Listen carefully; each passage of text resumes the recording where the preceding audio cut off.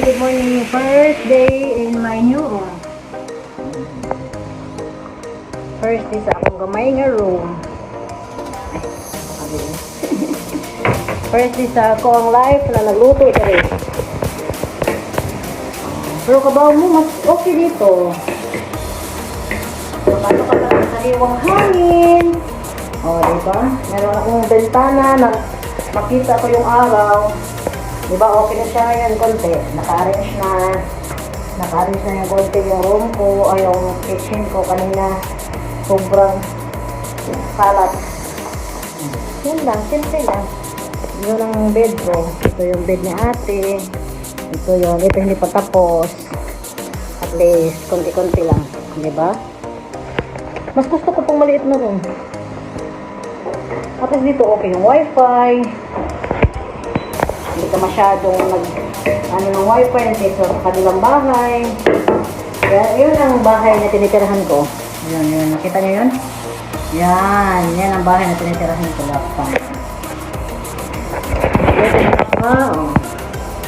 Hindi pa na-arrange at least. Masyado, pero at least may space na kami nalutuan. Sunod naman. Update din. Update ko tayo.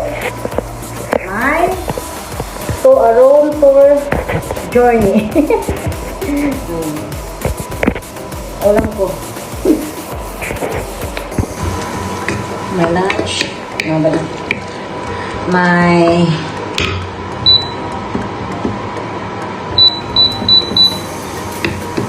lunch later.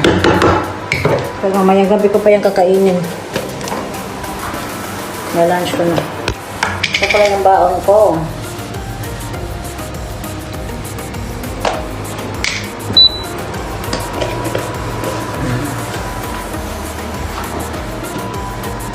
At least, ano ko din konti-konti.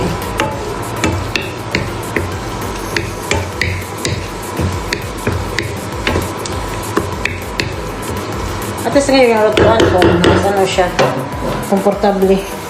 Kasi dito yung mga plato. Ito yung mga gamit ko sa ilalim, hindi pa tapos. Yan. Hindi, lalagyan ko pa yan ng cover para mas malinis tignan. Diba?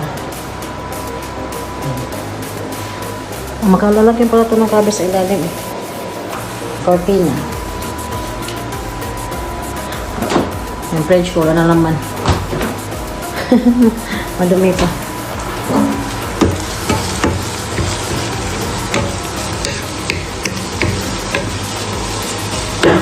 Sarap ng hangin.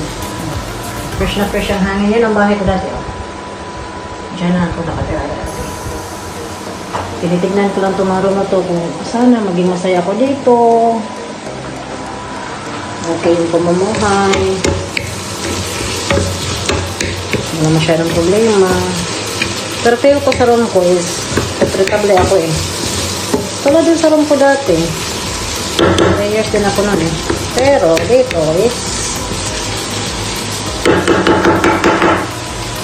naging malaki yung ano ko rin. Nakapan muna ako ng lunch ko. Baon. Lunch box. Ready na. Rice. Ready na.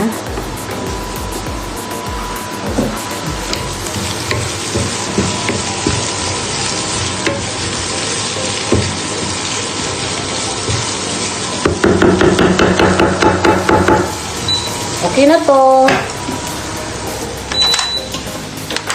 Okay na yan.